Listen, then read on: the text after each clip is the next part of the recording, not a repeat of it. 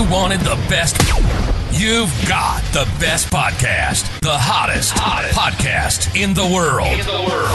The Chris Voss Show, the preeminent podcast with guests so smart you may experience serious brain bleed. The CEOs, authors, thought leaders, visionaries, and motivators.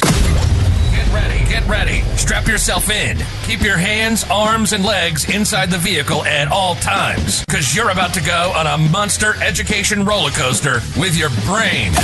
Now, here's your host, Chris Voss. I'm Voss here from the ChrisVossShow.com. Ladies and gentlemen, things that makes it official. Welcome to the big show. We certainly appreciate you guys being here. As always, the Chris Voss Show is a family that loves you but doesn't judge you. At least not as harshly as your mother-in-law, because, you know, she never really liked you anyway. She wanted her to marry Bob. But the great thing is, if you listen to the Chris Voss Show, you're going to get smarter, better, and you'll probably make more money. And maybe it'll make her happy. Or, you know, just refer the show. She needs more laughter and enjoyment in her life, obviously. That or you're her laughter and enjoyment. But replace it with the Chris Voss Show. Tell them to go to goodreads.com/Chris Voss, LinkedIn.com/Chris Voss, Chris Voss 1, the TikTok, and all those crazy places on the internet. We have a returning guest. Mark W. Sutton joins us on the show. He wrote, How Democrats Can Win Back Men, Why Understanding Voters and Their Issues is Vital for Democrat Victory. We had him on the show July 17th, 2024, and now we are post-mortem on the election. It is almost a week later, I guess. It's Monday, a week after the Tuesday election, so we're almost there. And a lot has been written and said about how Democrats lost horribly, so badly, both men and women in voting. And we wanted to invite him back because we were like, holy shit, we talked to the one guy who had it. We had Professor Andrew Lichtman on the show, who, you know, had his 13 keys of bets. He suffered an embarrassing loss after, I think, 11 or 13 wins, or 11, I think it was 11 calls he made accurately, and suffered a massive loss. So we wanted to have Mark on to do a post-mortem. That's the right word, unfortunately. We're doing autopsies on the Chris Voss Show. I'm going to have to add it. We have billionaire CEOs, whales, presidents, Pulitzer Prizers, and we do autopsies on the Chris Voss Show. So we're going to have him on the show. You can hear him in the background. His book is entitled How Democrats Can Win Back Men, Why Understanding Male Voters and Their Issues is Vital for Democrat Victory. And we're going to find out how he called it. Welcome to the show. How are you, Mark? I'm doing okay. I am, that election was a lot to handle, but, it's post-mortem. It's exactly the right word from this one. It was a bloodbath.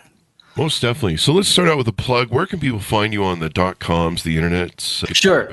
So I have a website called mark-sutton.com.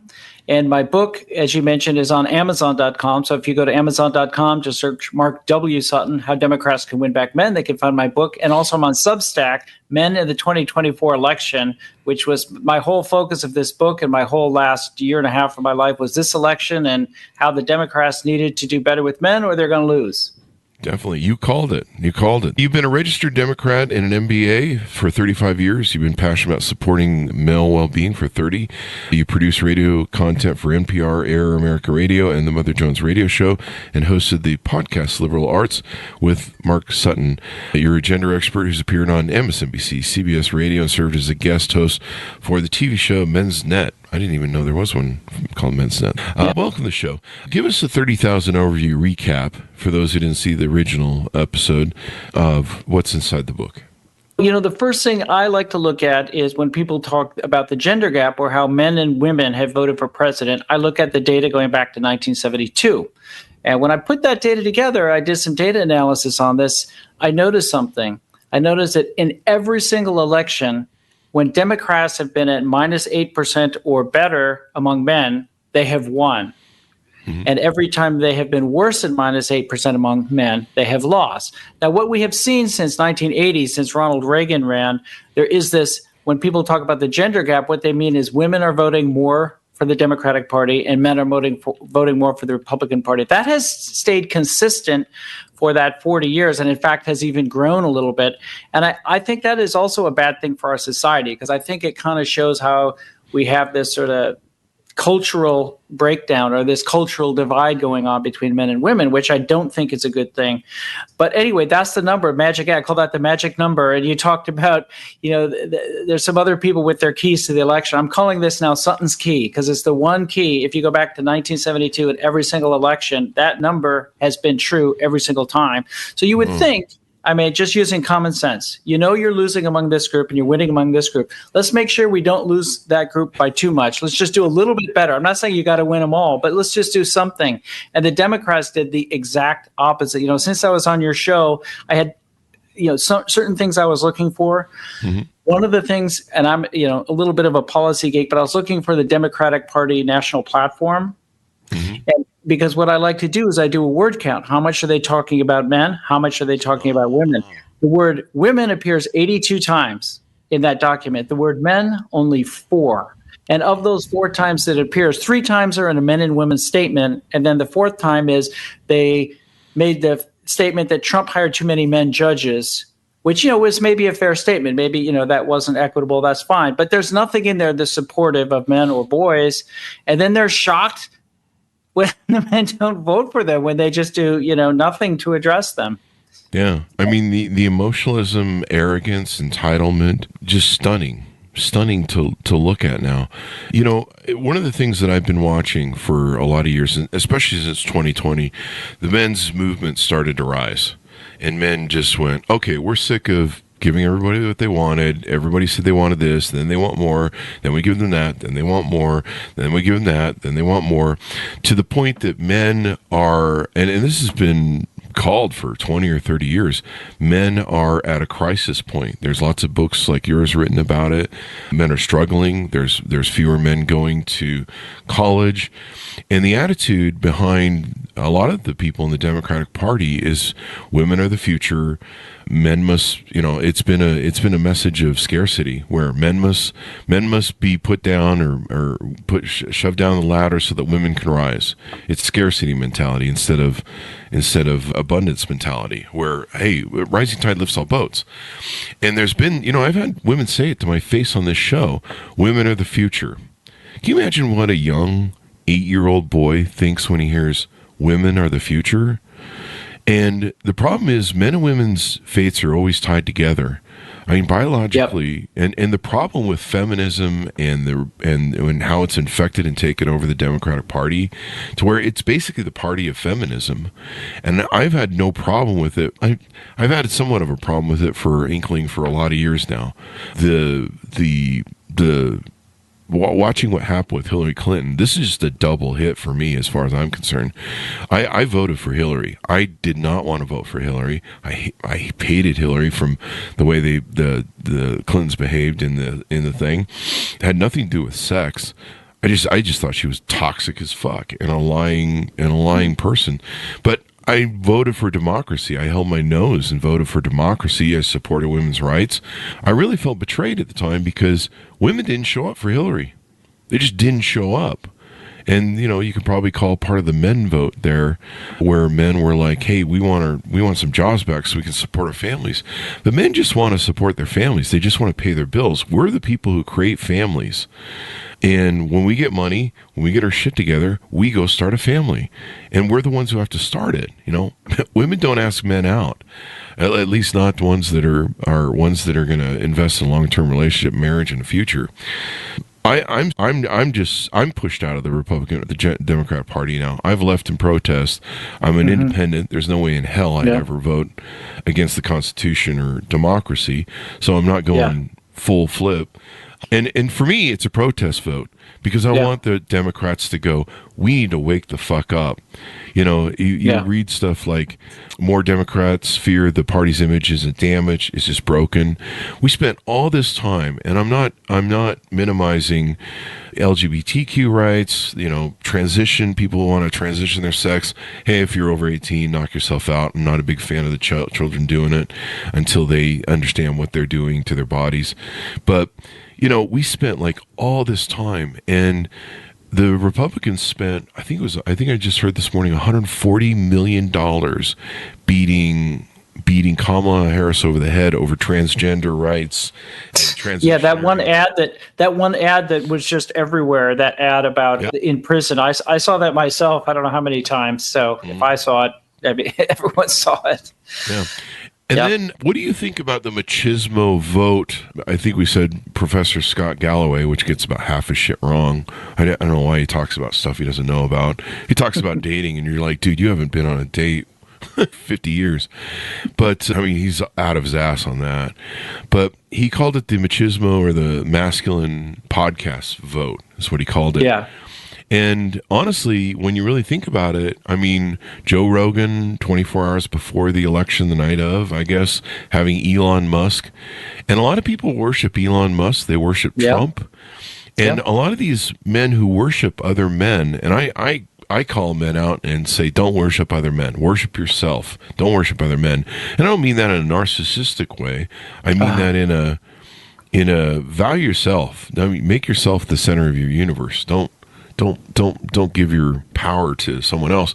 But they did that. It seems like they went to Trump, they went to Elon Musk, and they worshiped Joe Rogan, and it was just basically the manosphere going, fuck it, we're voting for Trump. I think, that there's a lot of truth to that. I always like to think of it, there's kind of two aspects of it. There's the imaging part and the messaging part. And you're exactly right. In the imaging part of it, there was just like exactly Hulk Hogan ripping off the T-shirt. And I mean, that tragic event, but that ended up with this historic photograph of when the assassination attempt happened. And it was so it almost read like a script. Some people I know thought it was a conspiracy, like fake. I think it was totally 100% real. Somebody else died in that shooting. Yeah. It was 100% real. But the fact that he almost got shot and then stood up and raised his fist and yelled, fight. And then with the flag behind him and the Secret Service and their sunglasses, I mean, you couldn't almost script that. When that moment happened, I was just like, wow, that's going to get a lot of, and sure enough, they use that in all their commercial. They use that in a lot of commercials and things like that. So there's the imaging side of it, and then there's also the policy side. What are the actual things you're doing for people? And, again, the Democrats did worse than the Republicans on both halves of this. So you're exactly right. Elon Musk, I mean, what's cooler than sending rockets into outer space and being the richest person in the world? I mean, that's a thing that a lot of guys aspire to and can relate to. The crypto thing is very big with guys. So that's, again, a little bit of a substance thing. And, there's also the feeling that I just think the Republicans, focus on men. They talk to men. I talk about in my book, going back to last year, a couple senators, Josh Hawley wrote a book about men and masculinity. Senator Marco Rubio wrote a 40-page report about men. Kellyanne Conway has been a spokesperson for Trump in the past. She came out and talked about how Trump is going to support men and boys just directly. Yeah. So you have not only this Musk and, Hulk Hogan and this kind of, imaging, what I like to call imaging masculinity. It's just kind of, Hulk Hogan is not going to have a job in the cabinet, at least I hope not. But, it's just about kind of showing something like that. Whereas, the Democrats, in terms of the content, they focus a lot on women's issues, many of which I support. And, you said you used to be a Democrat and that you left. And I still support those. I still, I think women should have rights, and I think they should have abortion. I also think men should have the right that if they're trapped by a pregnancy they didn't want, they can opt out of it. I'm not sure why women get a chance to do murder, but if a man does it, it's murder. That's not fair. That's not equal. That's not equal. Exactly. Either parent can opt out of parenthood or neither can. It should be one way or the other. I've had so many friends that used abortion and used pregnancy as extortion to either get them commit to marriage, or if they didn't commit, then the baby was aborted. And usually the threat of the baby was aborted to them. They called their mother, they called the guy. Wow. And they said, if you don't marry me, I'm going to abort your baby. And wow, that's horrible. Yeah, most people don't realize abortion is maybe the things for rape and sexual assault and different things like that go on. Yeah. That's maybe 5% of abortions. Women use, when I grew up, women took the pill every day. And what's happened with the new generation is they use abortion as birth control. And I'm not saying that's right or wrong, but it's definitely skewed the stats, and it's made it an even more bigger thing. So Plan B is included in the abortion stats, from what I understand. And Plan B is a day after pill, yada, yada. I have no problems with it. I'm not against it. But what's really amplified the issue is using it as a thing for Chad chasing and doing this hookup culture that we see. You see online now women doing this hot girl summer thing where they're encouraging each other to run up triple digit body counts over the summer. I mean, it's just and the damage it does to women is well documented. Depression rates go up, divorce rates go up, et cetera, with the numbers of pairs they have.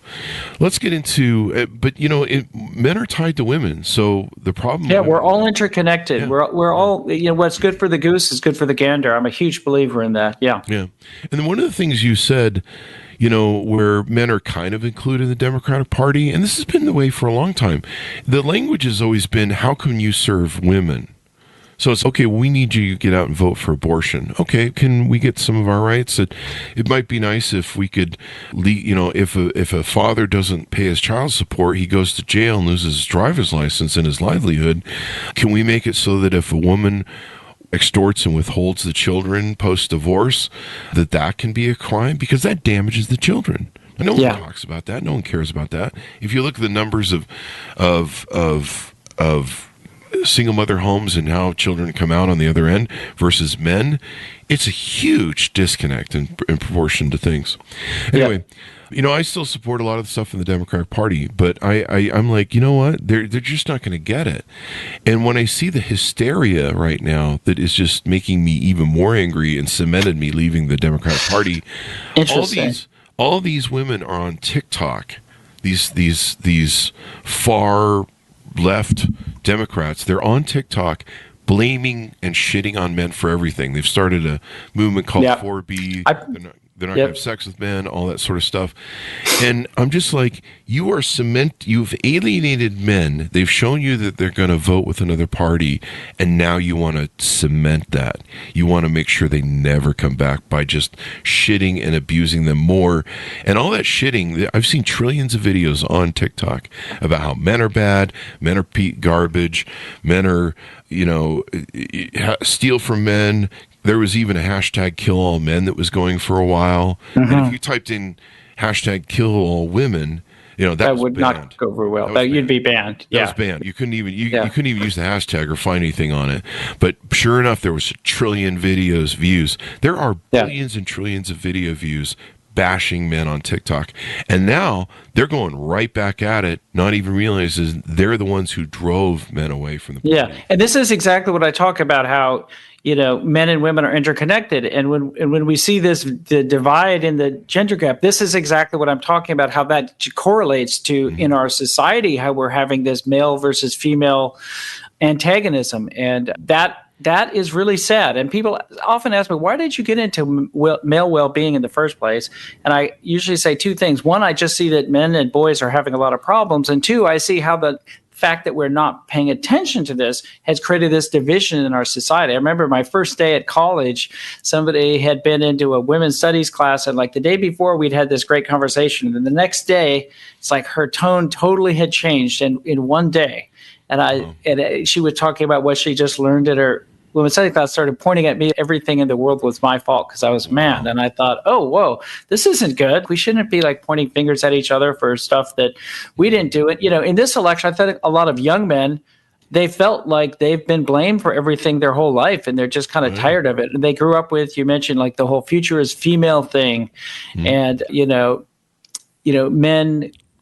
men have caused all the problems of the world, yet they don't get credit. I think there's some revisionist history going back about what male privilege is. I mean, if you look at old historical photos of men from the end of the Civil War who had been like in prison camp, they looked like skeletons. Yeah. For men who are miners who are going, a kilometer underneath the earth in an hour-long, dark elevator ride, all scrunched together to make electricity, and then they die at the age of 25 from black lung disease. I mean, is that male privilege? What part of that is privilege to you? There's this revisionist history. And so I think this sort of stuff has been ginned up.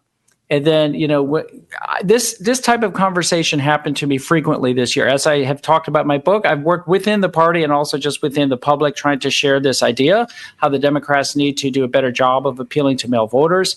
And there's a certain group of far left Democrat, I'd say it's the progressive wing of the Democratic Party typically, often would say, we can't do anything for men until, we have abortion and women's issues like secured. Then we can start talking about it. But until then, sit down, shut up, get in the back, and just vote for us. Yeah, and you know what? It doesn't work for a lot of it. I mean, that's, again, like you're like you. I'm like you. I've, supported the Democrats for a long time. I'm super frustrated. In fact, I was originally going to call this book A Man Without a Party because I was like at that point of leaving.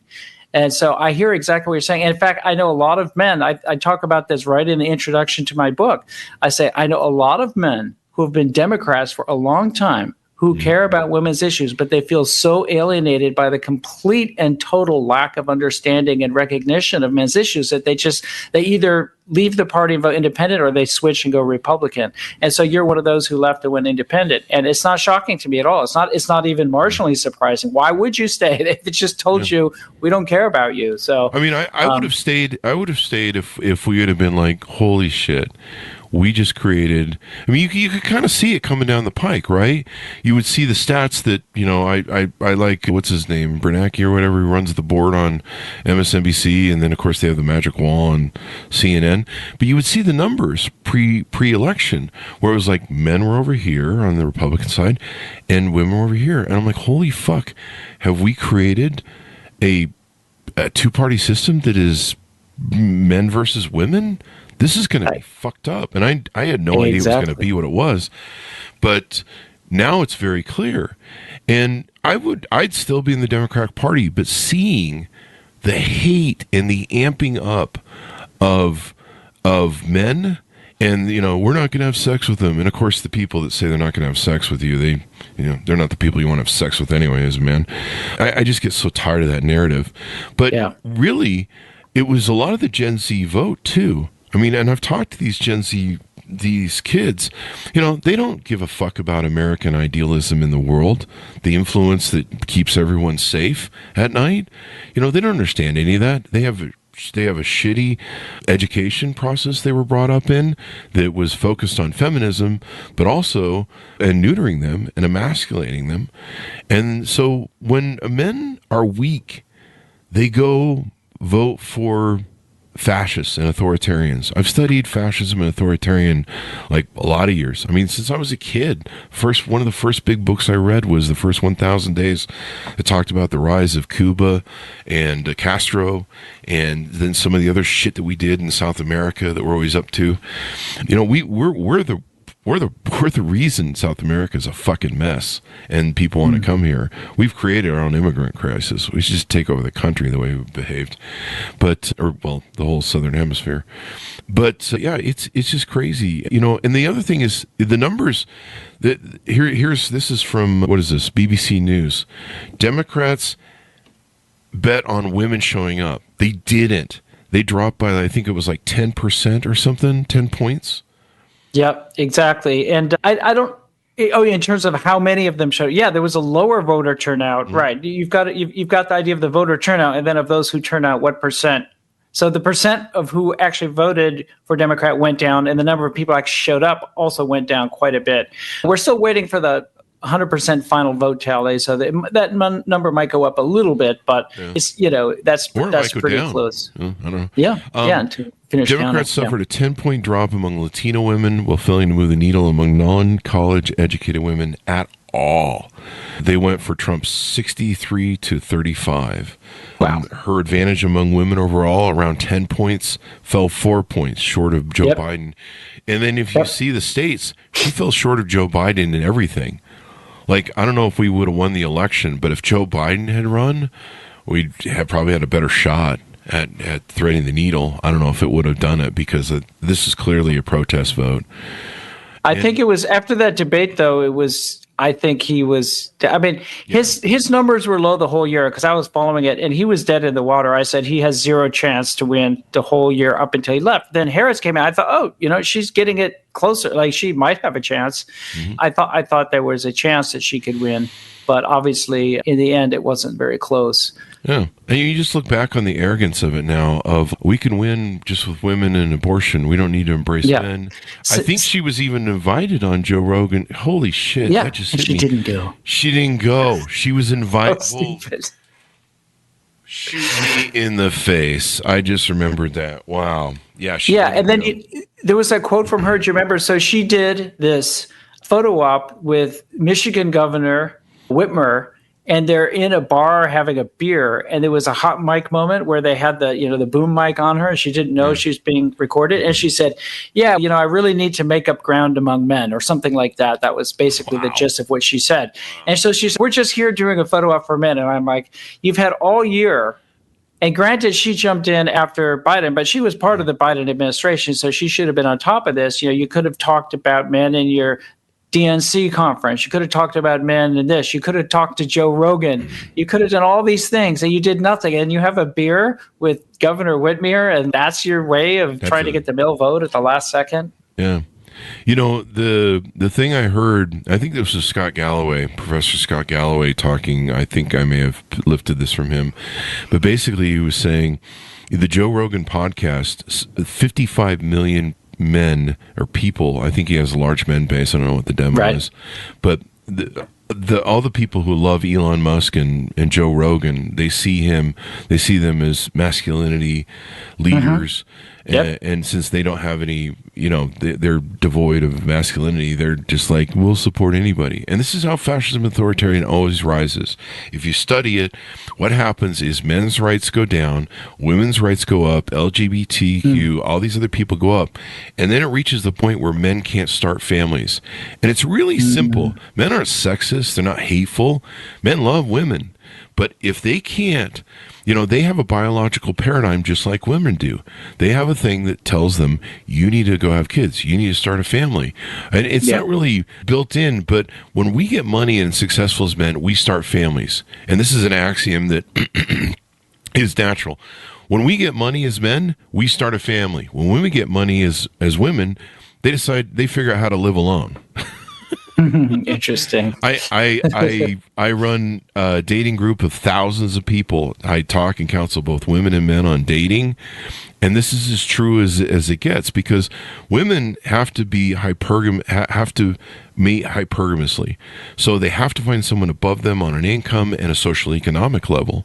The problem is a lot of them are making 100,000 plus. They can't find men who are earning more than them. So they're not mating. They're just sitting around with their money and telling me about how I'm a high-value woman. No, a high-value woman is a Victoria's Secret model, honey. It's not a woman who makes $100,000 plus. That's not how women. They literally think, a lot of them, that what attracts women to men, money, resources, masculinity, whatever, skills, and all that sort of stuff, is the same thing that attracts women to men. They're really confused. Yeah, and they're like, I don't understand. It's not the same. And, after my last appearance here, I wrote a blog post about it, and I talked about how the personal is political for men too. So that was that was a rallying cry for women, in around 1970, somewhere around that era. And it's the same thing is true for men. The personal stuff, exactly like you're talking about. If men are like, wow, there's not enough jobs for me, and I feel like I'm being discriminated against in hiring practices and in education, and I don't like this, that affects them personally, and that is affecting their vote. It's not just about what's like the fiscal policy of the Fed or things like that. It's also the personal stuff that affects them directly. And, men are human beings too. Their personal stuff affects men just as much as it affects women. And somehow the Democratic Party hasn't gotten that message. I'm hoping this is a wake-up call this year. I mean, you've lost the White House, the Supreme Court, the Senate, and most likely when all the votes are counted, I'd be shocked if they didn't lose a House. But you've lost everything. Isn't it time to wake up? Try something else? Wow. So what would you this is the question I put to people when I have these discussions this year. They would say, oh, why should we listen to men? Why do we care about? I'm like, let me just ask you this, to a progressive Democrat. Would you rather just simply acknowledge that, hey, guess what? Men and boys have some issues too. And instead of just completely ignoring them, let's listen to them. And you know what? When it makes sense, let's support them. Or would you rather just have 20 years of all right-wing Republican control because you ignored men and they all voted Republican? That's what I asked them. Yeah. And, people would still, no, I'm not going to do anything for men. I'd rather lose. And you're like, okay, you just lost. So you did it. Congrats. Yeah. And this is my biggest fear. I mean, as soon as I saw the attacks on men starting, and it's funny, I thought of you on election night, not you personally, but what you wrote. Sounded kind of weird there for a second. I thought about you personally.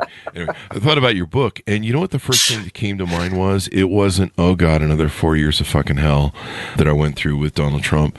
It was, oh God, all the women who didn't show up to vote, just like Hillary, are going to put me through this again, where they're going to hate on men. They're going to amp up all the men hate. We're probably going to have another, I don't know, some sort of Me Too where everyone's going to get called out for bad dating and, I don't know, looking at a woman askance.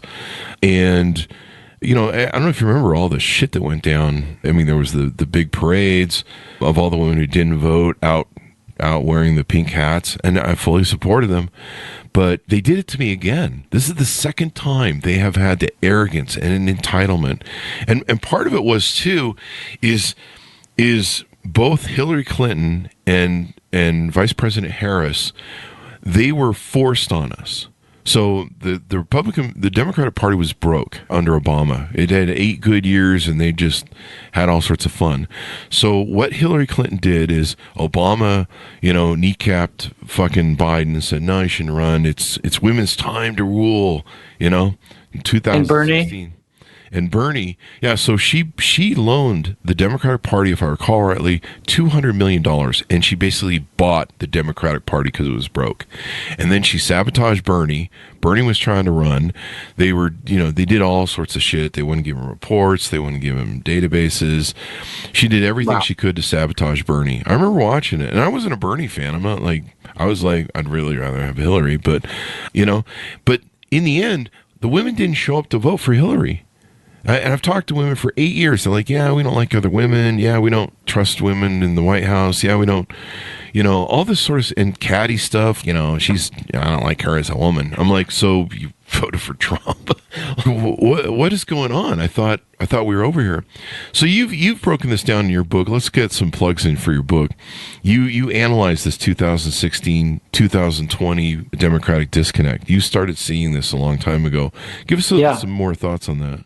Yeah, this has been a pattern. People are talking like, oh my gosh, this just happened all of a sudden. The big change this year is only that it happened now even among the younger men. Like Democrats have sort of taken all men for granted, but the middle-aged and older men had already started to swing Republican pretty strongly over the last 40 years. And now the thing that really shocked people, or the thing that was different this year, now even the young men this year came too. But to me, that wasn't a surprise at all. It just kind of finally trickled down to the younger men. And this is what I think people need to think about.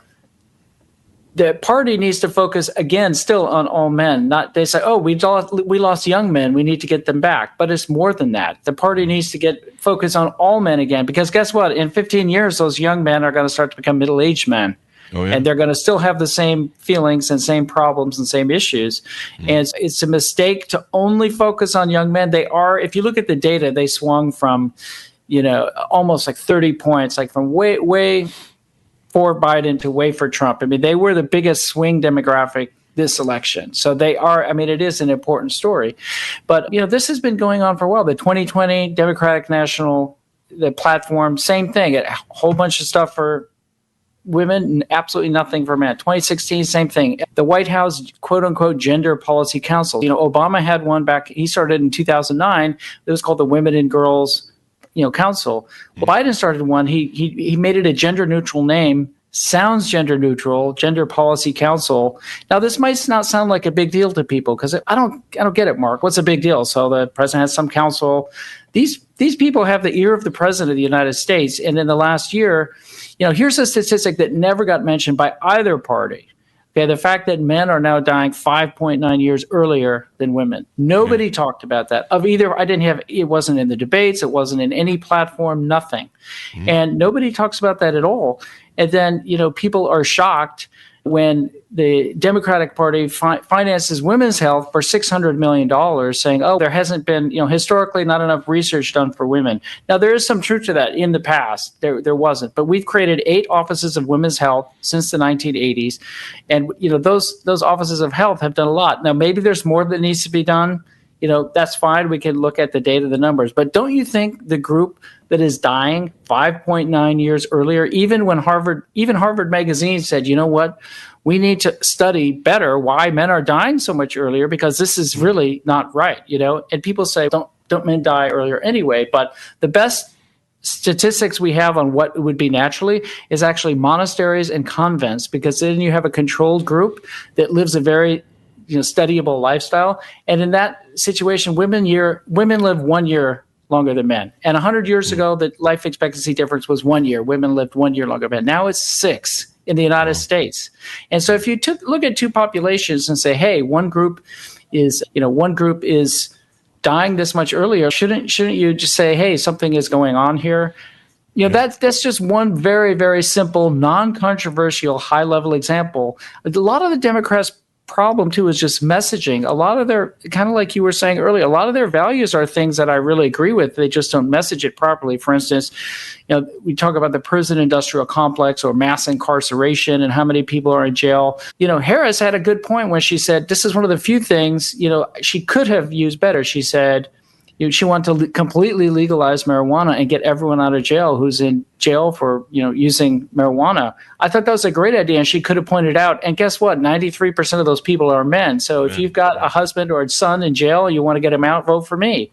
And men, if you don't want to go to jail for a crime that's considered very minor and something that should be legal, vote for me. But it was never framed as a gender issue by the Democrats, even though if you just look at the data, it's clearly a gender issue. So they just had so many opportunities like that this year.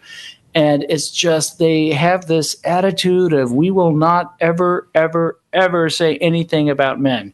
They could maybe say something about black men. There was a Hail Mary attempt. I don't know if you caught that at the end, about 2 weeks before the election, where the Harris team brought out their opportunity agenda for black men only. And I just thought that was, first of all, I'm not a big fan of race-based initiatives or programs like that for the federal government. Let's just support everyone. Yeah. But if you are going to do something, like a health thing, which would be great, like men's health, because men and women, again, our bodies are different. Our health outcomes are different. There's a reason for those kind of things.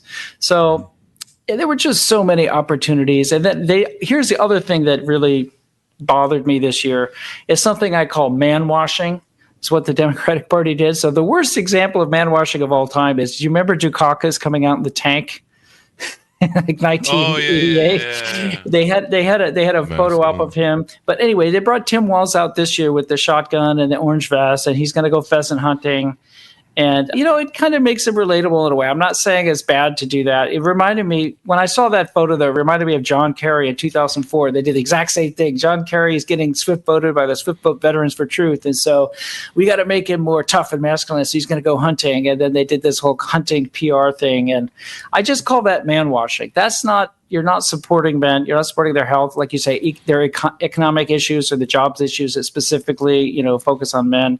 It's kind of like greenwashing, like a company that has like a picture of a duck in a pond. Look how good we are for the environment, but they're actually trashing the environment. Yeah. It's like that. It's like man washing. It's look how good we are for men because our vice presidential candidate coaches a football team. That's great. I mean, I liked him. I'm a Minnesota native. Yeah, he's a nice guy.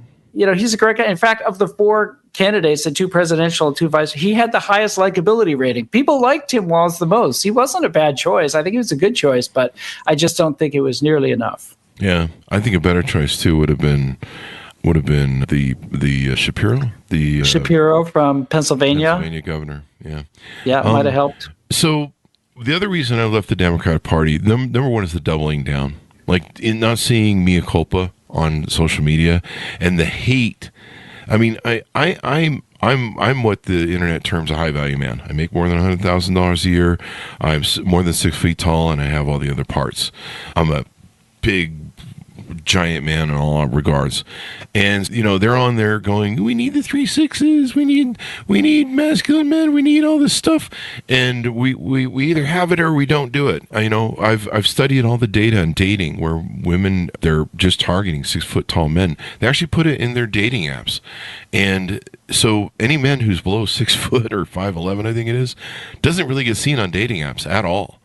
Yeah. And I mentioned earlier about how women are making more than 100,000. If you want a man who makes more than 100,000, who's single and available for mating and dating, there's only 1% of us. I'm like a 0.00001% man.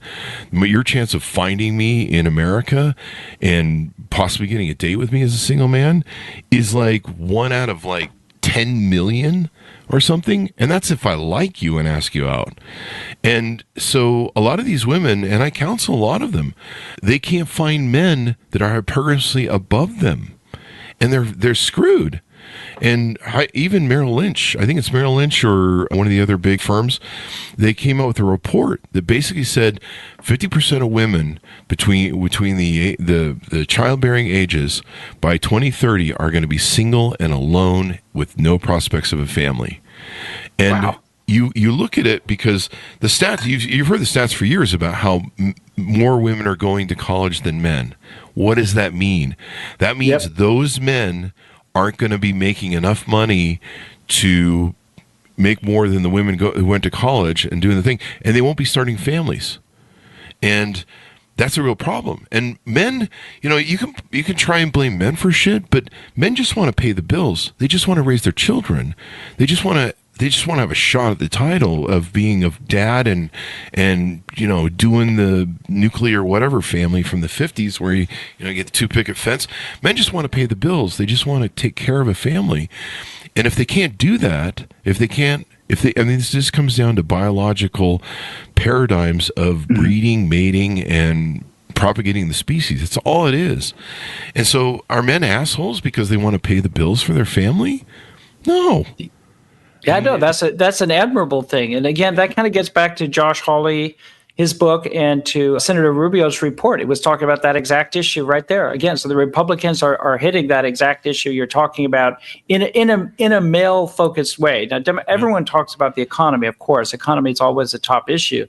But how do you frame it? How do you frame it? And it's the Democrats that just refuse to frame those things. They did a great thing, for instance, the Chips and Sciences Act, creating all of these new, multi-billion-dollar facilities around the country because guess what? We're worried about Taiwan because a lot of chips are made in Taiwan. We're worried about the safety of Taiwan. And hey, we should be making those things just like we need to create our own energy. We need to create our own chips because they make the world run. And we found that out during COVID when everything got shut down. So they have all these great jobs. And, it was reported a lot of these jobs are going to go to men. They're going to be high-paying jobs that, men could apply, in fields that a lot of men work in, construction and engineering. Those are two fields that a lot of men work in. It's great. No, Democrats would never want to talk about it. In fact, Pete Buttigieg was on MSNBC, and the host said, we don't want to talk about that because that's white men getting those jobs. They don't vote for us. And it's holy shit. Yeah, she said that's a paraphrase. I would go get the exact quote, but it was something right along those lines. And as she say the opposite is great that we're creating all these jobs for everyone, and let's just do more and more jobs. Exactly like you were saying before. I loved what you said about the whole scarcity mindset versus the abundance mindset. Mm-hmm. This is a classic case of that, where it should have been more of the abundance mindset. Great, look at these. We're making ourselves independent. We're making these chips. This would be a great way to fuel all our school system, to get people trained to be able to work in these plants and to build these plants. Like, how perfect is this? This is great. It's exactly what the government should be doing. We should be creating these important things. And so, it's like the Biden administration, I believe, spearheaded this amazing Chips and Sciences Act, and Trump got Elon Musk. And people said, oh, no, he's the guy. I'd rather just follow Elon Musk because he's with Trump. So I think that was another huge opportunity missed by the Democrats. You've been seeing this come for a long time with male issues. We've had psychologists on the show and PhD people. These aren't just some Joe who came along with opinion. We don't we don't put that on the show.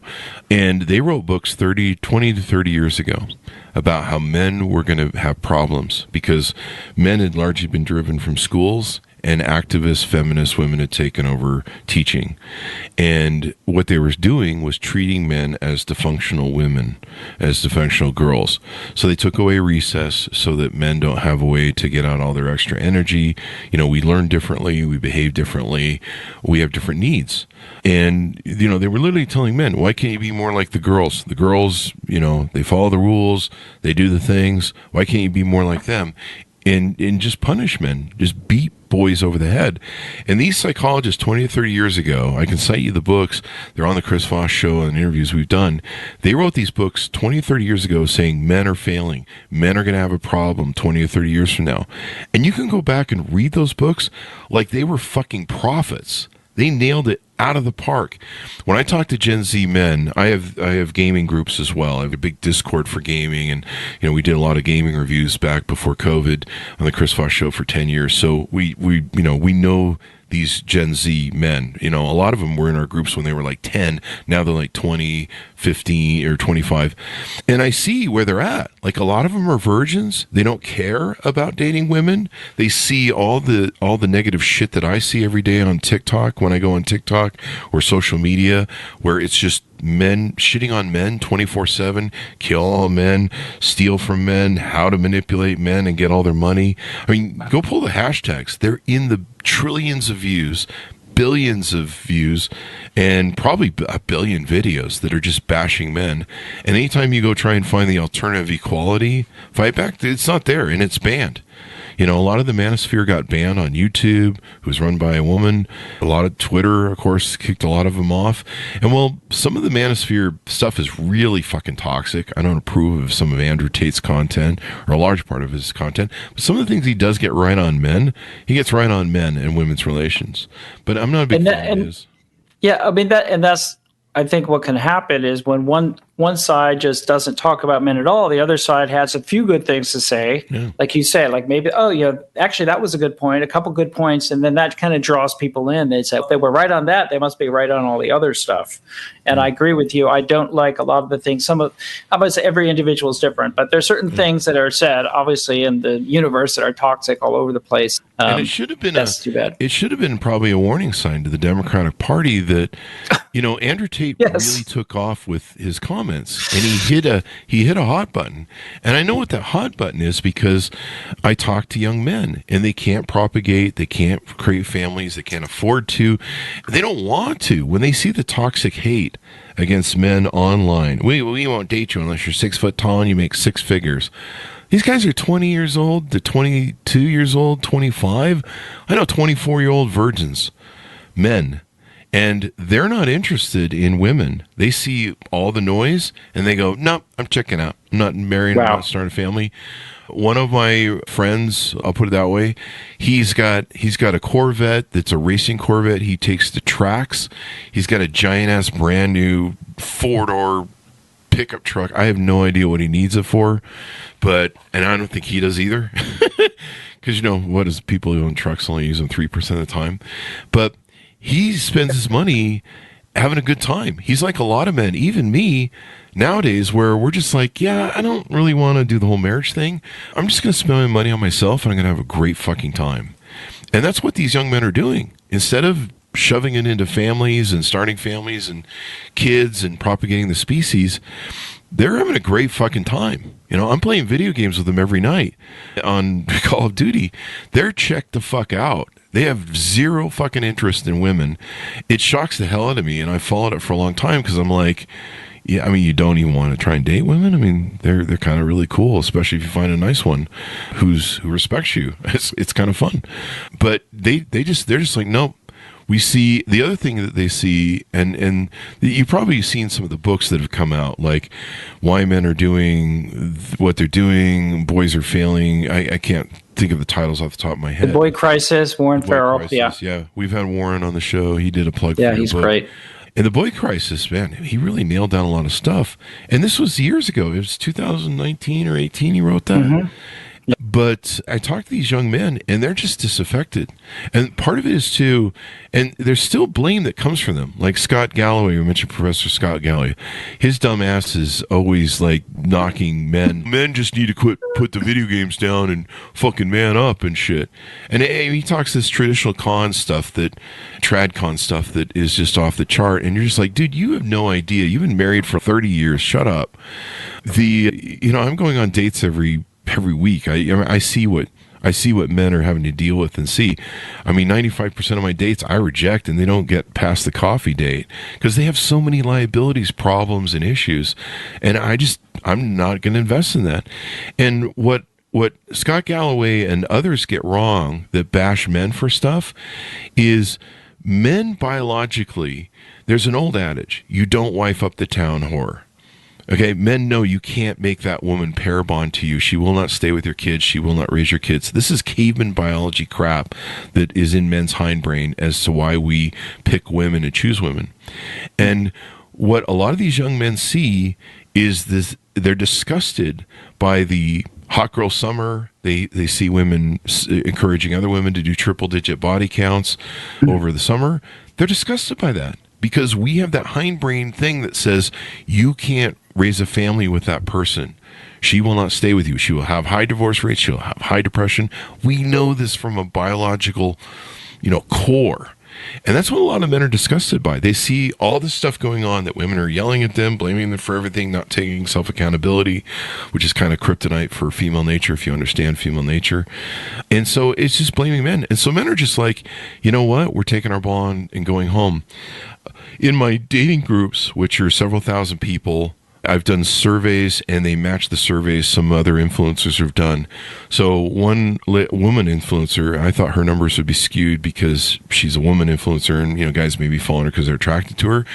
She did a poll of, I think it was 500,000 men or a couple 100,000 men that were in her audience, of how many men are actively dating, actively seeking to date, actively asking women out. She came up with 12%.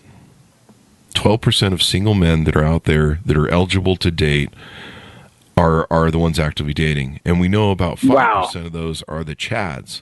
So there's this chad thing going on in hookup culture where you have 95% of women on dating apps chasing chads and giving sex away for free. In fact, a lot of times they're paying for the dinners and trips of the chads and everything else. Wow. Well, the men have figured this out. The men have woken up. They've seen the data. I mean, it's data. Yeah. This isn't something I imagine. You can pull the dating from dating apps and see how women are what's the right word? They're not preferencing certain men.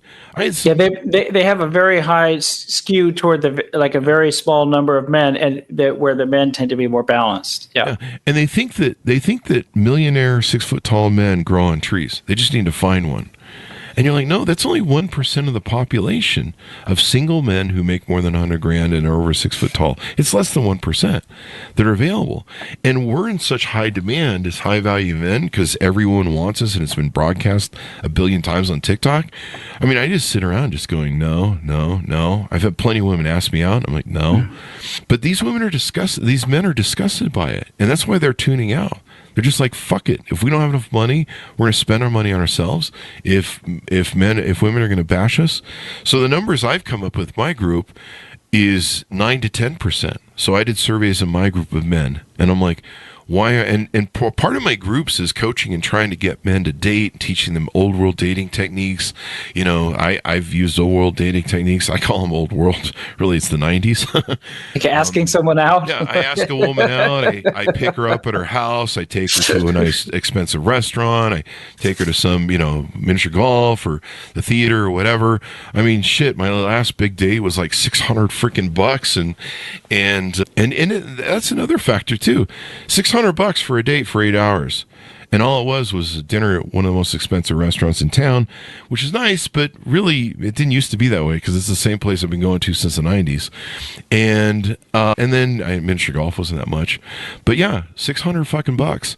And I can afford to do that. I can do that. Most of these Gen Z boys, they can't scrub $50. That's a lot of money for a date for someone you don't know if it's gonna work out for. And then even if it does, I gotta keep doing those. My dating bill is like $2,000-$3,000 a month, I think.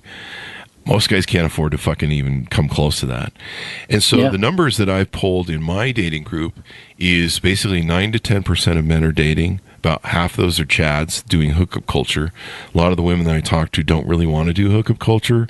Some do, some don't. But they really would like to find a good masculine man. They really want to. They all say they want real dates, even though half of them are chasing chad things. But that means only about 5% of men are in the market looking for long-term relationships, actively dating, actively spending money, and doing it. And I think I guess I gotta go good and bad on Professor Galloway. I think he said something along the lines of crap, I just lost it. But he said something good where he basically nailed it. He said that, marriage is becoming a luxury item. Wow. And dating is becoming a luxury item. And it really is, if you think about it. A lot of these women, they want $20,000 or $30,000 for a wedding. Who can afford that? I can't. I won't afford that. Let's put it that way. I'm always joking around about how people are like, why did you ever get married, Chris? I'm like, I'm still saving up the $2-3 million I need for the divorce. And these men can't afford it. They can't afford to date. So think about it. You have 90% of eligible single young men. Not all young men, because it goes across the spectrum up to 60. But you have 90% of men sitting on the fence. They've been abused for 20, 30 years now, told they're pieces of shit, told that they're the patriarchy, told that they're the awful people in the world. And they've gone, okay, we're going to take our money, we're going to take our ball, and we're just going to do our things. And so now you see all these women on TikTok going, where are all the good men? Why are men hiding from us? Why are men not wanting to be with us? Why don't you go see all the other videos from your fucking sisterhood and bashing men? And and honestly, the men are having a good time. We're designed to roam the Serengeti as lions and be alone. We get trillions of sperm. We're designed to drop it everywhere. Women get one egg, so they're real particular about who gets access to that one egg. And so men are designed to roam. Women have a biological ticking clock in their head that goes, you need to have babies now. We don't. Yeah. We don't. We're just like, we want to fuck and spread our seed, and that's kind of what we're designed to do. That's our path is to spread our seed everywhere and hope we get lucky and hope we get a future, propagation of our species and a future legacy to our seed and our DNA. And to have 90% of men, they're not worried about having a family. We're designed to live alone and be nomads as men. We're fine. Women are communal. We're designed to be individuals and aggressive and disagreeable. Women are designed to be communal and togetherness. And if they don't have it, they kind of lose themselves. And so men, and I think too, a lot of these young men, they see the average marriage only lasts 7 to 8 years now. Women are just basically using men as a turnstile stump and a mule. And so they're getting married to men after, running the gambit through all these alpha chads and creating alpha widows that just haunt them because they want them back. So they get with the beta man and they just run them through for 7-8 years. They get the kids where they can walk and do their own thing. And then they pull the ripcord once they're at their peak money they can get out of it, and they go on. They divorce them. And a lot of men just feel like Wallace. Yeah, a lot of men just feel like, why should I go through this? I think there's been enough of the curtain has been pulled back from the family court system and how against men it is. And I think a lot of men really see that and they say, wow, having a kid is a really high risk venture at this point, because not only financially, but emotionally. I mean, imagine if, you have this kid, you do everything right, you have a couple kids and you're supporting them and you're trying to be the best dad and the best person you can be and the best husband and all that. And the other person can just willingly, leave that relationship. The entire system is set up for that other person to, basically get everything they want. And you just have to, do whatever the courts tell you, or you risk losing your driver's license, your passport, going to jail, all this kind of stuff. And even if you want to pay and you're trying to do the right thing, if you get laid off and just can't pay, they don't care. They say, you could have been working. We think you're lying. Therefore, we're going to punish you anyway. And then there's been so many bad stories about this kind of thing. I think that affects the choices that young men are making. And that's another reason why in my book, another topic, talk about is shared parenting. So at least if you can take away that potential negative outcome from marriage. If you say, worst case scenario, I'll get my kids half the time and I won't have to pay child support, and maybe not alimony has also gone down in terms of the number of people who have to pay it. So if people are, okay, it's not likely I'm going to have to pay alimony and child support. If we break up, it's going to be tough, but at least it'll be even. I think that would make a lot of men more likely to want to commit and get married and have kids. Yeah. But when they know the system is going to screw them over, and they see it happening to people, I mean, especially now, like you said, with social media, people post videos of all this stuff. You can see plenty of instances of men complaining about the family court system. And no one cares. I mean, men. If men cheat, it's men. Oh, you're bad men. You cheat. You guys are dogs. If women cheat, it's he must have done something not to support her. What was she missing? She needed to go outside of the relationship to find something. Yeah. James Sexton has really exposed a lot of divorce court. I don't know if you've seen him. I'm sure you have. He was on Soft White Underbelly, the big thing, and then he had his own breakout, I think, video he did with somebody. But he nailed it. He goes, the divorce. And that's the other thing men have figured out. Men are logical and reasonable, so we figure out the shit. Where women are just emotional and they just go, "Oh, everything must be great," and men are like, "No, we read the data." And, I've had discussions with women on this. We don't do data, we do feelings. And I'm like, that's not how the world works. And James Sexton nailed it. He goes, men have figured out that 80 to 90% of women, 90% of educated women that file for divorce or that are in divorce court, they filed it 90% of the time. 80% if they're not educated, they are filing it. Women are filing all the divorces. It's not men leaving, it's women leaving, and they're punching out at the highest dollar value they can get, and then trying to monkey branch to somebody else. And so they've done the math.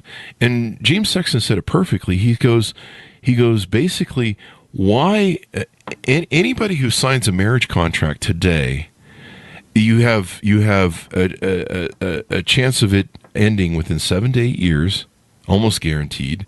80 to 90% of the time, the woman's going to leave, and she's incentivized to leave. She gets bonuses.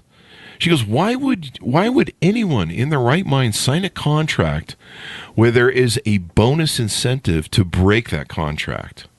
Why? You hear the men hear the vows. It's like, sickness, health, and forever. It's 8 years. I always thought they should change the vows and have them just read the marriage contract. Like stipulation 1, if you get divorced, you are going to get all, say what's real true, because people say, I made these vows, but the vows are just theatrical. They're not the legal document. I think it'd be interesting to have a lawyer read all the fine print of a marriage contract. I think they should have a comedy drum rim shot every time they read the different aspects of the vow. You will be together in sickness and health. It's just farce and comedy. And I think men, a lot of times, we're fixers.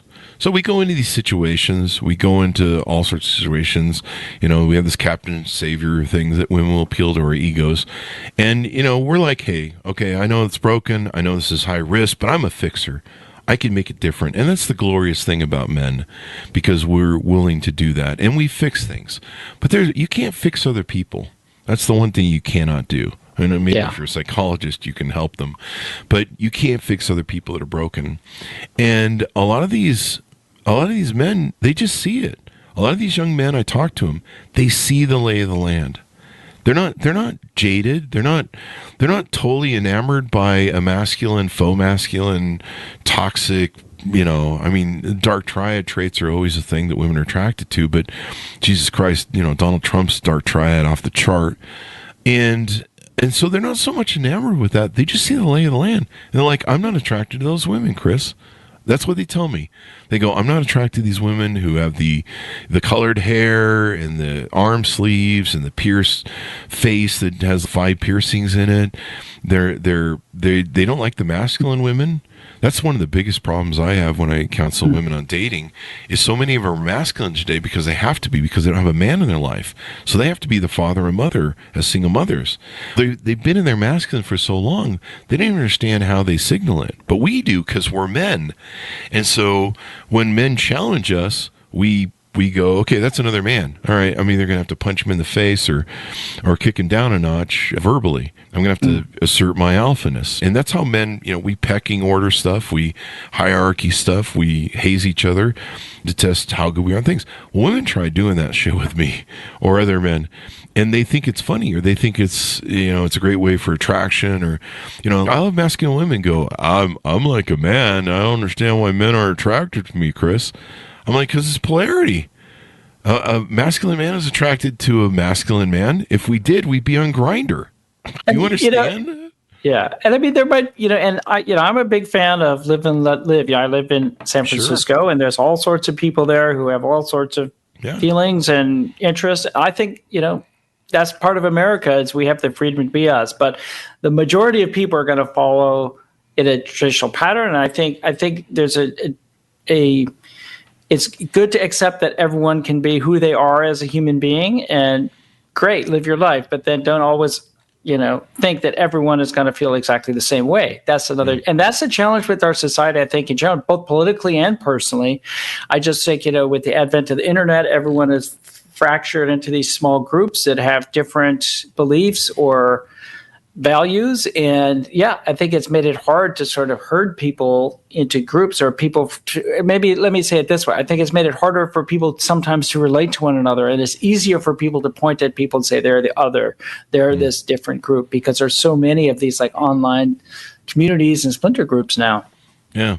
And the bashing of the patriarchy, the hate towards men, I mean, this has been going on for a long time. And for a long time, men just went, okay, we'll listen. Okay, me too. We'll listen to you. And then it got down to just, you get me too if you had a bad date, if you didn't call her back or something. You're just like, what's going on? We went from, rape and sexual assault to if we just, and then even in California, they tried to pass a law that if men looked wrongly at women or hit on them in public, hey, you're good looking, can I get your number? That would be illegal. It's like the most insane feminist thing. I mean, you want to talk about driving men away. And now the women are like, how come men don't approach us anymore? You see this in millions of videos all over social media. How come men don't talk to us anymore? How come they don't hit us? How come they don't hit us when we're at the bar? Yeah, because we're afraid of being Me Too'd. We're afraid of being called out on dates. Like, women are calling out men on bad dates on TikTok, and they're making it like their brand. And I've had to reach a point in dating where I have to go check any woman I ask out social media, because if she's one of those people who just calls out men and for dating, she's not serious about meeting a man and having a relationship. This is her brand. She's making money off of, I don't know, bashing men. And men are sick of it. We're just tired of it. And absolutely. We can't find feminine women. That's the other thing Scott Galloway gets wrong. We can't find feminine women. We can't find women who want to be nurturers. We can't find women that want a relationship. A lot of women that I've been interested in, they're chasing chads. They're just going through chats. I've started something that's kind of interesting on a book that I have coming out on dating. I've started interviewing chads. These chads are going through 40 to 50 women every month or 2 months. Wow. They have a woman in their bed every single night. Women that are older than them that try and buy them like sugar daddies, so they're sugar mamas. They'll pay for everything. The women that are just trying to get with them. And these women are getting upset. And you see them write these hateful men videos, all men are bad. Who are you dating? I'm dating chads that are pumping and dumping me and about 40 other women. Wow. And you're like, no wonder you hate men. And the problem is you're hating all men when your reflection of your dating process is just these top 5% of men who, if you gave every man just unlimited sexual availability to women, they would never get married and have children. Not in a million fucking years. They would just be like, I have a harem of 30 women at my beck and call. So I've been interviewing these chads, and part of hookup culture is 97% of the dating market now. And men have gotten wise too. Like, even like common men, or men that maybe they're not the top 5% chads, but they're a little bit off. They're also telling women, no, I just want to do hookup culture with you. I want to pump and dump, Netflix and chill. Don't want to marry you. And women are angry about it. but you're like, they see you buying dinners for the Chads. Like, so a lot of these women, the reason they're angry is because they bought dinners, they paid for money, they paid for trips. They did all this thing that men do for women when they date them. And they're angry because they put this big investment, they offer the sexual nature for it. And these men just have massive amounts of things. And they can't understand why these men won't pair bond to them like women pair bond to men, because we have different chemicals in our brain when we mate. Women pair bond. The more you have sex with them, the more they will bind to you and pair bond to you. And it's designed that way so that she'll stay with the children, she'll stay with the man, she'll raise the family. Men are designed to have fun with sex. It doesn't mean anything. We can go cheat and still come home and love our wife and family. Women can't cheat. When women cheat, they have emotionally left that relationship and they moved on to another. It's very different in how we process it. But the problem is, feminism has told everybody that we're all equal. We're not really that different. In fact, men can have babies and periods too. And, all yada yada, all this woke shit that has driven men away. And I support it. I support, if you want to transition, you're over 18, I support you. If you're LGBTQ, I support you. Whatever you want to call yourself, you want to call yourself a duck, okay, knock yourself the fuck out. Just don't push it on anybody else and, do your thing. I'm all supportive of it. Yeah, there's even been changes. I believe it was Hawaii where they changed the language in the law to, instead of mothers giving birth to kids, it was people with uteruses giving birth to kids or something like that. Do we really have to change the legal landscape for, I don't know. I'm with you. I support everyone. Hey, I've got friends who've transitioned and they seem very much, they're happy that they did it and it changed their life. Fantastic. Yeah. Great. I would 100% support that. And other people want to do it. Again, you can be supportive of people, but and of all different categories, but that doesn't mean you throw the baby out with the bathwater and start bashing men all the time. Right? That's kind of what's happening. Yeah. And it's funny, I'll see women bash I don't believe in the paternity. Oh, but you voted for a man to oversee you in government. Oh, women are the biggest supporters now of religion. Religion is surviving on women, and that's why they've changed a lot of their narratives. If you understand and study the data, and all religion is a paternity. A man looks over me and looks after me. A lot of single moms are into religion, and it's just that's the patriarchy, But God watches over them, takes care of them. Male patriarchy, right there. But they don't acknowledge that; they just bash whatever men do, and it's really. And this is the other reason I left. And like I said, I haven't flipped to being a Trump supporter or a Republican, and that's never going to happen. I used to be one under George W. Bush. I left back then when I thought he was stupid and incompetent. So I'm not coming back anytime soon, people. But I wanted to move to an independent because, this is twice strikeout. They forced. There should have been. And I think Democrats could see this now. Biden should have stuck to his, I'm not a transition president. I'm a transition president. I'm only going to do one term. And he should have given us a chance to have a contest. Yep, exactly. If Kamala came out at the top of that heap, same thing with Hillary. There was no contest with Hillary. There should have been 8 to 9 candidates, and we saw the debates of 8 to 9 candidates. Let them duke it out. We did that with Biden in 2020. Let them duke it out, and the best man or woman will win. If Hillary and Kamala come on top of that after that contest, great.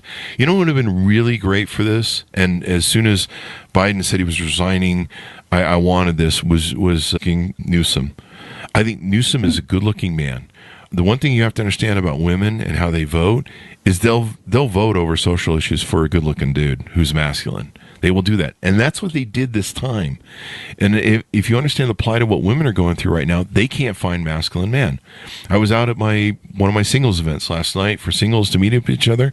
I heard just endless talk about how can't find a masculine man. How do we find? And then the other problem that they have is how do we get to be feminine again, Chris? Because we want to attract masculine men. And so they have this, but then they want to, they do all this stuff in schools. These kids are emasculated in single mother homes. They're taught that all men are bad. I was raised in I wasn't normal, but I was raised in a 2-parent family. My parents didn't divorce until after we left the home. God bless them, because they should have gotten divorced earlier. But I was told all sorts of shit. Men are rapists as a child. Men are bad, and it's nothing compared to what an 8-year-old or 5-year-old boy turns on TikTok and gets assaulted with. Wow. And Someone said that to me, and I think I brought this up with you on the show last time. I'm 57. I can handle the shit that women are putting out on, the shrews are putting out on, some of the women are putting out, I should say, not all women are putting out on TikTok. I can handle that. I can ride with it. And I kind of know some of it is, I just have to provide masculine frame with some of them. But there's a lot of damage and trauma out there. But someone said to me, they go, Chris, you can handle it. But what about a 5-year-old boy who's turning on TikTok and seeing him and himself and his masculinity and his manness being just shit on in the trillions of video views? Trillions. Yeah, this is really harmful to our boys, You Absolutely. Want him to be masculine? You want him to be masculine when he grows up? He's going to go through a school system that's going to tell him, you need to be like the girls, who you need to, settle down, and you need to do the things like them. You need to not act out. You need to not be a boy. And so it's a problem. I don't know if you want to expand on that, but one thing I want to get to is, we need to get the Democratic Party read your book. How can we fix this in the future? How do we get out of this? Because what I see is we now don't have two parties. We just have men versus women. And that's our political system. Well, that absolutely needs to change. I mean, I do think that the Democratic Party is going to really need to take a step back and really reevaluate how they're doing things, the personnel who's running things. And the very first thing they need to do is we need to look at this way that we've completely ignored men, and we need to stop that. We need to first just acknowledge their issues, and they need to in fact, people are saying, what would you have said then? What would you have said then? Okay, now you just lost.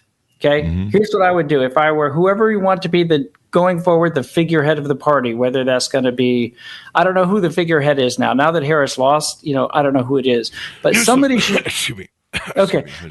And the problem with Newsom, because because I'm a California resident, right? I live in San Francisco, so I know he is, unfortunately, the problem with Newsom. He's the same exact way as these Democrats on this issue. But if I could counsel, let's say it's Newsom or whoever it is, say, this is a message to all the men and boys out there in America. We just got a message very loud and clear. We've been missing the boat with you guys. We are sorry. You guys have done so much to build our country up. You protected us during times of war. You built our bridges, our roads, our tunnels, our infrastructure. You helped develop, men have just done so many great things for our country. And we dropped the ball with you guys. We are a changed party. We are a new party. We're supporting everyone. We're going to continue our support for women and girls, but we're now going to focus better. And we have a new head of the Democratic Men's Caucus, within our party, and he's going to work on all these issues. We're going to do a listening tour. We want to listen to you. We want to listen to what you're pissed off about. We're going to listen to what we can do better to you. If they just started with that today, it's like acknowledgement. We were wrong. We were wrong. We got the message. We're building today they need to start campaigning for 2026 and 2028 today. Last year when I just started my blog, I said they need to focus on this yesterday. Okay, now we're a year later. You've lost everything. Start today. I mean, the best time to invest is 30 years ago. The second best time is today, right? Start today. They call me. I'll work for them. Give me a call. I'd be happy to work for the party and start this process for them. Yeah, I think you should. I'll nominate you, as if I have any power to do that. Well, I'll vote for you. Thank you. It's when you talk about this in your book, I want to get some more plugs in here for your book. You have several chapters: adding male gender issues to Democratic Party platform, pass HR 4182, Men's Health and Awareness Improvement Act. I mean, who doesn't want men to be healthy? What the fuck? Fixing the education gap by making schools boy-friendly. I mean, literally, those authors that we've had on the show that wrote these books 20 or 30 years ago that were prophetic in where men are struggling right now, they literally will tell you, you need to check out your school and see if it's boy-friendly. And if not, you need to move you and your boy to a place that's boy-friendly. That's how bad it is. That's how bad it is. Support fatherhood to help keep more fathers involved with their children. I'm all for laws that if a man doesn't pay his child support and has alimony, okay, great. Put him in jail, take away his fucking driver's license. But we have wholesale a lot of women out here who are using the kids as extortion. They don't get access to their children. There are men that have never seen their children for years. I think someone in my group said it's been 6 years since they've seen their fucking children. And they pay their child support and alimony. But there's no law that says that you have to give that man access to his children. There's no enforcement of the visitation. They just care about the financial part of it. The state will garnish your wages. They'll go into your checkbook. They'll do they'll get that money. Believe me. They will. And they will get that money. It's $1 billion industry to the point that it's a machine. The states live off this money. They love this money because they take their own cut of it. Exactly. Support fatherhood.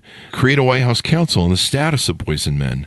We've had all these books written in the last 5 years, like yours and others, where it's like, hey, men are in trouble, and people, and it almost is that the Democratic Party is so infected with feminism that they can't say, and the bashing of men, they can't say anything good to support men, or otherwise they're betraying women.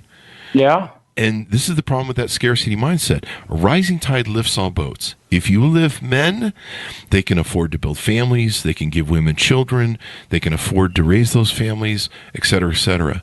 If you don't, women don't start families because women don't ask a man out. The starting of a family comes from one simple thing. A man sees a beautiful woman and asks her out. Women don't usually ask men out unless they're chads. So men start families. If a woman wants to have family and children, men have to start them and be able to start them. We initiate the whole process of asking a woman out, and thereby, and it's been qualified that there was some data or study that came out from Psychology Today, I think it was, that basically when men get the ability to raise a family, they get the money and they get the resources, they will choose the woman closest to them that will do that with them. They don't go, hey, I want to go shop for Victoria's Secret models, our version of Chads. They don't go, hey, I want to, spend the next 5 years with a list 5 miles long to date. No, they find the nearest woman. And a lot of women were so upset when that data came out because they're like, wait, we're trying to position ourselves and you're telling us that men pick the closest woman to them that's available to raise a family with? They lost their shit on TikTok over that data.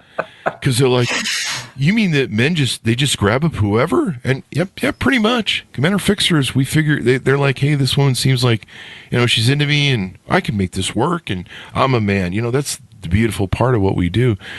But it almost seems like the Republican or the Democratic Party can't say anything good about men because then somehow they're betraying women. And that's not how any of this should work.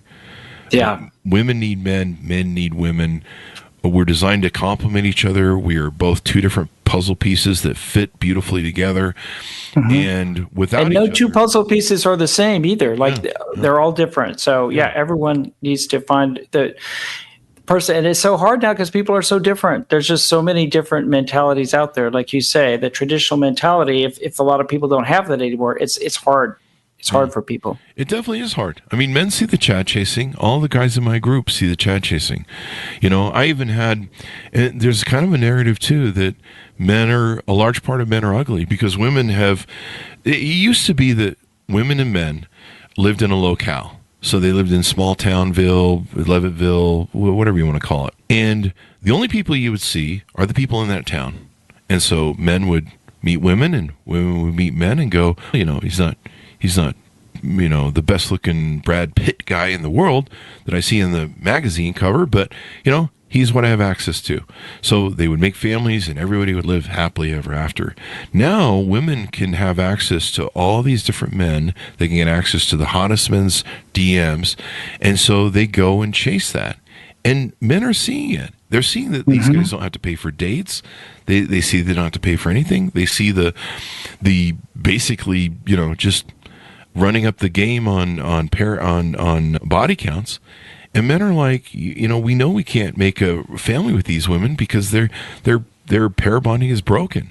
You have women crying now on TikTok that are like, I did hot girl summer and now I can't fall in love anymore.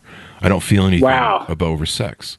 And it's because you ignored the oldest rule in the book of humanity that as a woman, femininity is measured by how it's preserved, not how it's flagrantly thrown in the trash. Women start at the top of the mountain. Men start at the bottom. Men are nothing. Women are everything when they're young. And femininity is measured by how far it falls from the top of the mountain. Men are measured by how well they climb that mountain. And so, yeah, there needs to be more respect for what men do. It doesn't need to be like women have to go back to the kitchen. This isn't that discussion. But, we need to, women can have jobs. Women can work, do what they want. They can fulfill, their thing. If they don't want a man, God bless them. Knock yourself out. Yeah. By the way, I think there's something interesting, a comparison in the job market. You just talked about the dating market, how it went from like a city to now to apps where everyone's on the app, and all of a sudden you're competing against 10,000 people instead of 10. Yeah. Same thing with jobs, I think, with LinkedIn. And I think this also kind of ties into some of the frustration that young men are having, because now when you apply for a job, instead of you're applying to the local company that maybe 10 or 20 people around at the local schools are also applying to, say, your first job out of college or something.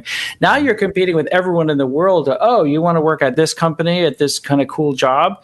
Everyone in the world is applying for. I know some people at tech companies, and they say, "Yeah, we released a job now, and within 2 days, we have thousands and thousands of applicants." I know people who have had to get jobs recently. They're going through they have to apply to hundreds and hundreds, well-qualified people apply to hundreds and hundreds of jobs, and sometimes they're not even finding a job. So it's the dating market and the job market. I think there's a parallel there. Yeah, but the dating market, they can get calls from guys in Dubai. I mean, they're called the Dubai. They're called the Dubai girls. The fly girls is what they call them. And so these guys will pay these women to fly over to Dubai. And of course, it's not what you think it is. They usually, you're going to be passed around to the prince's friends. And so there's all sorts of debauchery. I mean, the stories I just can't even repeat on the show. But, men see women doing it, and they're like, I don't want anything to do with that, what women are doing. I don't want to, women can see these chads, in different states and stuff, and they go chase them. And men are smart. We're logical and reasonable. We don't operate on emotion. So we sit and we go, well, we can't chase chads. Our version of chads is Victoria's Secret. And we're smart enough to know that there's very few of them. So we're not going to chase them. We're going to analyze them a little bit, but we're going to chase them. We're not going to chase them because we know we can't get them. We're going to go for what we want. Men will chase a 4 if they know where they are on the 1 to 10 scale. They'll chase a 4 if they know they're a 6. They'll be like, I need to get a woman who's in my range. But every woman nowadays tells me they're all 10s. Like, I did a poll the other day that just made me fall off my chair. I don't know why I was surprised, but I did a poll in my dating group. How many of you are not a 10? Everyone was a fucking 10. And I was just like, and these are women that are anywhere from age 20 to 65 plus, right? And a lot of them are menopause, and they all think they're 10s. And I was just, are you kidding me? Do you know how narcissists? And the other thing, the problem that men have had too, is that with social media, one of the dark things that have come out of it, and women embracing acting as masculine because they don't have men in their lives, is women have developed the dark triads. So the dark triad traits, if you understand them, they're kind of something that women have always sought. This is why women will chase hybristophilia. If you've ever studied hybristophilia, why were women marrying and chasing men who are on death row, right? Who are killers, who are criminals, right? Why do women chase these types of men? Hybristophilia. It's because of dark triad traits: the psychopathy, Machiavellianism, and narcissism. Now, as a healthy masculine male, it's okay to have some of that. And I try and balance mine, because I definitely have a lot of narcissism and probably Machiavellianism and probably a lot of psychopathy, really. Well, this is going, he's really psycho. 16 years, people. But it's good to have a healthy balance of that. But you need to have that, because women are attracted to it, and also makes you more successful, and it's very masculine. But there also is an unhealthy point of going too far. Like I call Donald Trump a very unhealthy masculine man. And his narcissism malignant narcissism is so extreme, he doesn't care about anybody. It's okay to be narcissistic but care about people, and have some empathy still, where you're not just devoid of it. But a lot of women have developed that with social media. They've got 100 of these simps that were raised in a school that emasculated them, worship them every day, every minute, and they can't get to a point where they can be with one man anymore, because they're used to having 500 simps in their emails telling them good morning, good night, everything they ever want, serving them and stuff. They're like, why do I need a man in my life? And they can't handle it if there's only one. They're so broken. And so women have developed, and this is all stats. You can find this on probably Psychology Today. Women have become more narcissistic as they become more masculine. It just plays into it, right? If you're more masculine, you're going to develop the dark triad traits. You just are, because that's how men are. That's how we are as a meritocracy. So women have developed that through social media and all the worshiping they get. And the problem is they can't get out of their experience in the thing, and they just see men as like tools. They really have become men, and so we really have, and they think that they can't figure out why men aren't attracted to them anymore. Anyway. So yeah, I think I still hold a lot of the values of the Democratic Party, but I just realized that after Hillary and Harris being forced on us, not giving a chance for the good talent to rise to the top, and the fact that it's just become the party of feminism, and now we have you can basically call the Republicans the party of manosphere. The other thing that's interesting, I don't know if you've seen the stats on this, but we've basically flipped the parties. So it used to be the GOP was the party of the billionaires and the millionaires and people who made over $100,000, and we were the party of everybody. It's flipped if you look at the numbers. You know who we won with? People who make over 100,000. We are now, or I'm not a Democrat anymore. I don't know why I'm saying it that way. We are now, the Democrats now are the elitist party. It used to be it was the other way around. But if you look at the numbers, we won on people who made 100,000 or more. But we lost the average Joe.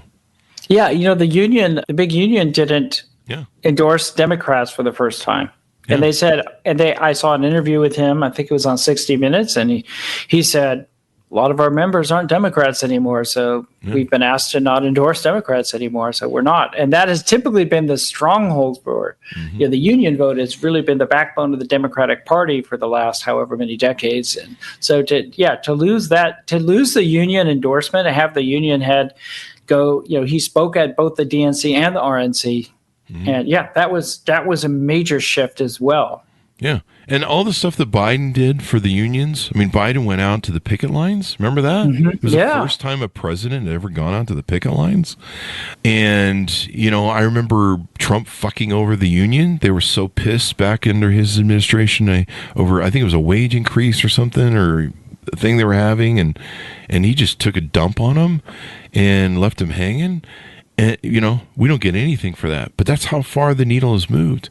Yeah. And to see Pelosi was, and I have respect for Speaker Pelosi, but to see her, she came out, I think it was New York Times or Washington Post or something, but she did a thing where she's basically, this really isn't a repudiation of her party. This really isn't, it's a fluke. It's a one-off, to see that starting out. That was the other reason you know what, I'm leaving.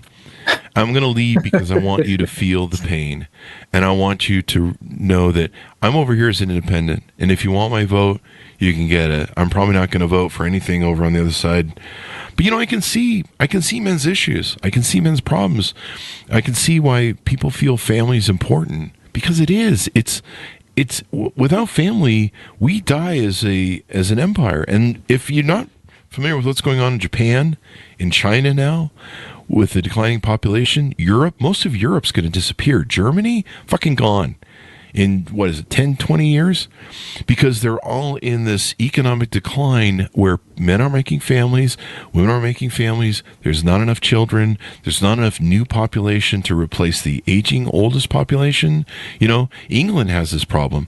They can barely afford their pensioners. I believe they've had to cut back the pensioners. And these are people who invest in the system and build the system. What the fuck? We don't get our money now? And sure as shit, if you've read Project 25, the Republicans are going after entitlements, which means Social Security, Medicare, all those sort of shit. They're going to go after, there's men right now who voted for Trump this week, or this last week, that are going, I don't have to worry about them taking away Obamacare. I have ADA insurance. There's an ADA insurance, or it's whatever it is. It's what it's really called instead of Obamacare. And a lot of them don't realize they're going to lose their Obamacare insurance. And they're like, wait, what? What are they? Yeah, they didn't understand. Yeah, Affordable Care Act. They're like, so that's, don't take it as long as, A lot of these young men I talked to in gaming that voted for Trump and supported him in this round, They're all the men who are disaffected. They can't date women, afford to date women, or they just don't care. They just don't want to invest their money. The one guy that I mentioned that has a truck and the Corvette and goes to racetracks all the time, he's living his best goddamn fucking life. At 20, I'm kind of jealous of him. I was chasing women around, spending all my money on women. He's living his best life. He's buying, $2,000 rims, and he's having a good old time. And he just looks at it and just goes, I have no interest in dating women. I have no interest in losing my money. I'm just going to spend it on me and have a good time. And all he's doing is mirroring what women have done. I'm not going to get married and settle down. I'm going to spend it on me till I'm 40 and then maybe go looking for a thing. And so I see, I can't blame them. I'm just like, what? And these guys don't care about American idealism. They don't care about the Marshall Plan. They don't care about the influence that actually, if you understand it, keeps us safe in this world. Yeah. We do have the advantage of having two oceans that separate us from most of the world, but that's not full safety. Our ability to, as a Navy, since World War II, to make shipping lanes accessible, to police the environment, people don't realize how much that has created safety at home. And if you go away from that, if you embrace authoritarianism, fascism, if we're like, hey, we're friends with Trump now or Putin now and stuff, if you end the war in Ukraine with Ukraine losing, they don't care about any of that shit. They don't care about democracy. You talked about the Constitution. They don't give a shit about the Constitution. The Federalist Papers, why all of this was created, they don't give a shit. They don't care. They got a boner that they voted for a masculine alpha male, and they're going to win, and they're probably going to, I think there's a little bit of feeling they're going to get women back for all these years. And that's not a healthy mindset. Not at all. Men and women need to come together instead of being apart and pushing each other away. We need to go. Exactly. We need to hold hands. We need to build something together. And I don't see the Democratic Party waking up to that anytime soon. I hope so. I have been told. I've got various reactions to my book. Some very positive, and some people just say I'm naive. Like they'll never do this. They are so entrenched against supporting anything for men or boys. They will just never do it. Yeah, that's the reason I left. That's the reason I left the Democratic Party, went to be an independent. I'm like, they got to lose 2 or 3 of these more elections. They've got to go into the fucking wilderness like the Republicans did after Nixon and just fucking get pounded for a while and then come to their senses. And by then it might be too late. I don't know that we're going to have another vote. I really don't. I hear all these people go, we'll get them next time. There's not going to be a next time. Read Project 2025. Understand what they're doing. Study fascism and authoritarianism. It doesn't come back. If they win the House, they're going to enact that a president they're going to do the same thing the Duma did, the Russian Duma legislature did. They're just going to enact all these powers where he can live forever as president, never be removed from office. Sure, he'll have some sort of fake vote bullshit. And then now he wants to muck with the Fed. Have you seen the thing with the Fed? That's what every authoritarian does. Look at Venezuela. Yeah. The first thing you do is they disable the Fed and they start mucking with it. Russia doesn't even run its Fed. It does Fed rates on its own, and I think he's smart enough to know to monkey with it, with Putin. But he wants to run the Fed. And once he starts monkeying with all that shit, our economy could just go to... Well, we're going to collapse. The inflation, that's the other thing we should have brought up on the top of the show. The inflation has already started. So these people voted for him because we had inflation from COVID, which is pretty natural to have happen for what we went through. Yeah, we put how many trillions of dollars of quantitative easing into the market, of course, and then plus it was scarcity because all the shipping was closed and everything, and guess what? Prices went up. Yeah, you're going to have prices. I can say that Biden should have went after the companies that were grossly overpricing on purpose. They have documentation of it now that boardrooms sat around and said, hey, we can get away with this for a while. Let's just jack up our pricing. McDonald's and companies did it so high to get more profit. They fucked themselves. They've had to reduce prices now. But yeah, it's. I don't see this changing for 2 or 3 cycles unless the Democratic Party gets really fucking honest with the data. I'm going to try to get him to change it sooner. There's a big world with a lot of people with a lot of ideas. It's hard to cut through the noise of stuff. Mm-hmm. But if this election doesn't make the Democrats sit back and reassess, they're going to try it again in 4 more years and just have the same outcome. Yeah. They're going to be in the wilderness for a while unless they start conversing about what you've talked about in your book. Give us a final pitch on your book as we go out. Tell people where to buy it, and of course .coms, et cetera, et cetera. Cool. So again, the name of my book is called How Democrats Can Win Back Men. And my name is Mark W. Sutton. The best place to find that is on Amazon. So just go to Amazon and find the book there. My website is mark-sutton.com. And then I've also got a Substack, Men and the 2024 Election. You can find that link on the website as well. So those are the places. And I've got, feel free to email me. I got my email on my website too, but it's mark@mark-sutton.com. I'd love to hear from anyone who has any thoughts or comments or, wants to get involved. We need to get you on CNN and MSNBC and all the news outlets too. Thank you very much, Mark, for coming on. And my message to my audience is we need to think in abundance in this country, whether it comes to men and women or immigrants or anything. A rising tide lifts all boats. That's what made this country great. We all worked together. We were all Americans. We were all against the Russians. And that's what made this country great. And fighting each other as men and women, we are tied together biologically for the propagation of the species and for the survival of the species. We're tied together. We're complements to each other. We can't live without each other. And this whole thing has to stop, because all I see is the Democrats are now the party of women and the Republicans are the party of men, and it's now men versus women. And I find that just disgusting. I want to puke. It's not good for our society. It's not good for our country. And it's been building for 40 years. This didn't happen yesterday. It didn't happen overnight, yeah. No. They like you said, Josh Hawley wrote that faux book on masculinity. What a joke. He was running from the January 6th thing that he caused. That guy's the last masculine man in the world. And, they courted it. And like I say, I think Professor, what's his name, Goodman, I think he nailed it, Joe Rogan, 55 million men, mostly men, probably watched that podcast with him and Elon Musk the night before the election, and they turned up to vote. The other thing too is I still want to know is how come women didn't show up to vote? Where were they? And the other thing that's shocking. Where is the Taylor Swift vote? I've been yelling about that on social media. Where's the Taylor Swift vote? Because they went and registered. We know they registered.